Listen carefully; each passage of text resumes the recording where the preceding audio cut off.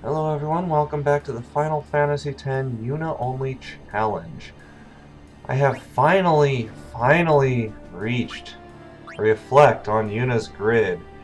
Took me about 4 days straight of doing nothing but killing things, and I do have a confession to make. This is where I started here. After I got to about here, I gave up on doing it with just Yuna and no summons. I actually did start summoning, which the only thing that did is expedite the process. I had already proven that I could do all of those fights without summons and just using Yuna. So I technically did cheat, but at the same time, it took me 3 days to do it, getting overkills on everything, and so it would have just taken longer if I had not. So I wanted to run that by you. Next thing, I've already bought everything that we want to buy here, but I do want to show you a few things.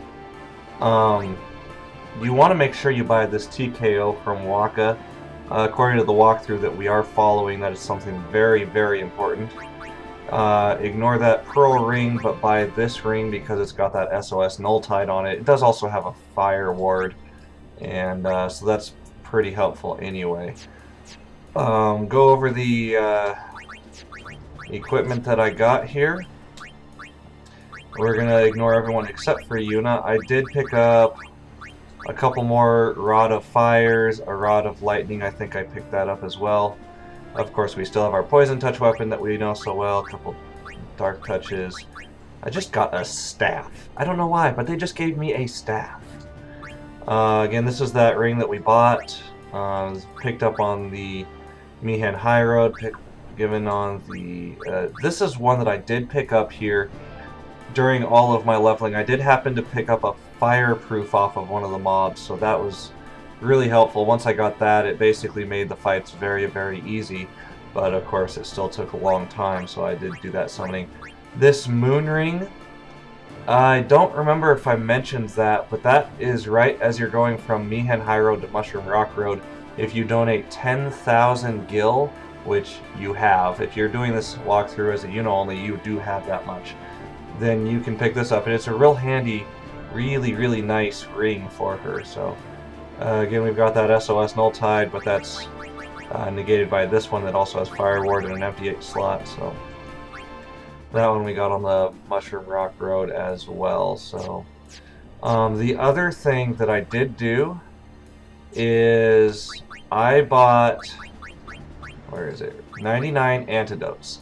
You want to do this at this point of the game, and you can do that right here. Waka, not Waka, will sell you antidotes here, so you do want to buy a full stock of those because that's going to be necessary for this fight coming up. Either that, or you're going to be running yourself out of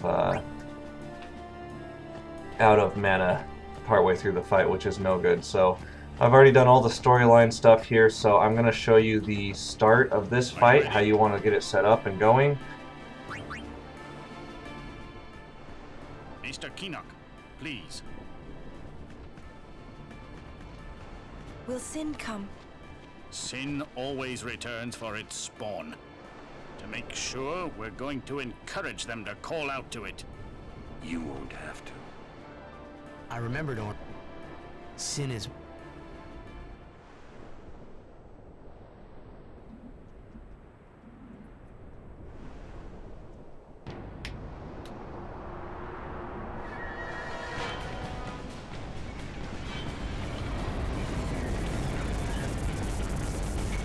Boy, these Crusaders did a real great job of locking up these Sin spawns.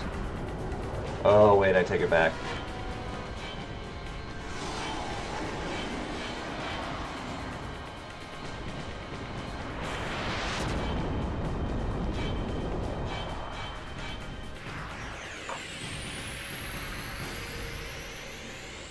Okay, so what you want to do here, very first thing you want to do is cast Shell and Protect on Yuna.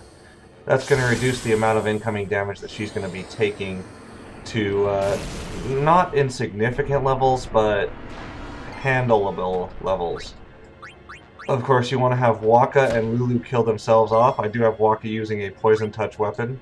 just because that's going to get himself killed a little bit faster. But you want to do that very quickly so that all of the targeting is going to be on Yuna once we're ready for that, which is going to be on Yuna's third turn. As I mentioned, you wanted to cast Shell and Protect, which we've now done. The next spell you cast is Reflect, which is going to be doing all of the damage for this fight. That's right, all of it. It's going to take a long time. Head is moving suspiciously, blah blah blah. There, Lulu's dead. Again, have Waka attack himself. This should be plenty. Maybe not.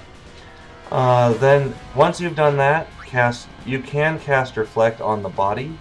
What that makes it so that you can do is that you can cast Asuna on yourself by casting it on the body, and it'll reflect onto yourself. So that's something that you can do there if you want to. It's not entirely necessary, but now that we've got Shell, Protect, and Reflect on Yuna, basically we're going to be using Pray to keep ourselves alive throughout the fight. Now, I did do a little bit of testing here. It turns out that Cure and Cura, which we have learned at this point, are affected by Shell. So they are reduced by the fact that you have Shell status on you. And there you can see he used a lightning attack, it reflected onto himself. But apparently, Prey is not affected by Shell because you still get about 2 to 225, maybe a little bit more than that, regardless of whether or not you're in Shell status by using Prey. So the strategy here is that you're just going to use that Reflect. Now the reason you have Shell is because of this Demi here. It does reduce the damage significantly. The way we're going to do all of our damage here is it's going to cast Lightning at us.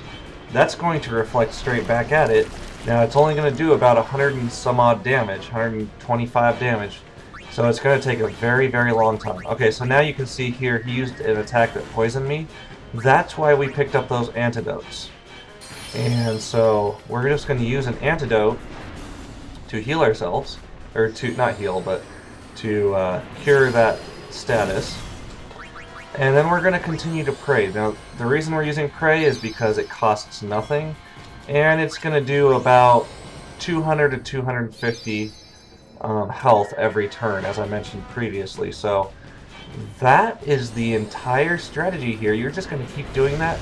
Now, if you do get low, the other thing you can do is use a high potion. We've still got plenty of those from when we were farming for X potions back in Luca. So that should be fine. Now, I do want to mention, if you're using anyone else besides Yuna, it's probably going to go a fair bit faster. If you're using a Lulu or an Auron, you do want to level up until you can just hit this thing so hard that it's not gonna be able to survive. And do use an FAQ to decide or to follow how far you should be. But since this is a Yuna only challenge, that's what we're doing here. It's going to take a while.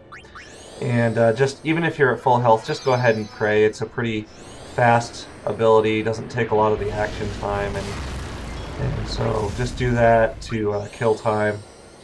You could also defend if you're pretty high health like I am here. If you defend by hitting triangle, that is going to reduce the physical damage from his melee attack. You'll see sometimes like this, he'll walk forward and swing like that. Sometimes he dodges, sometimes he don't. So, but anyway, just keep doing this. Keep using antidotes to cleanse that poison off of yourself, and keep using Pray to keep yourself up. And that's about it. So I'm going to... I would skip forward, but already pretty close to the end of the video, so there are actually 2 of these fights. You're going to do them both the exact same way. But now that you can see the strategy, it's straightforward.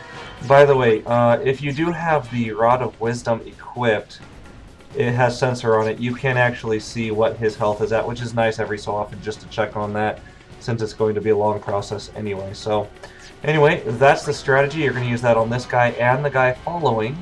And good luck and have fun. I will catch you probably on the Jose Road.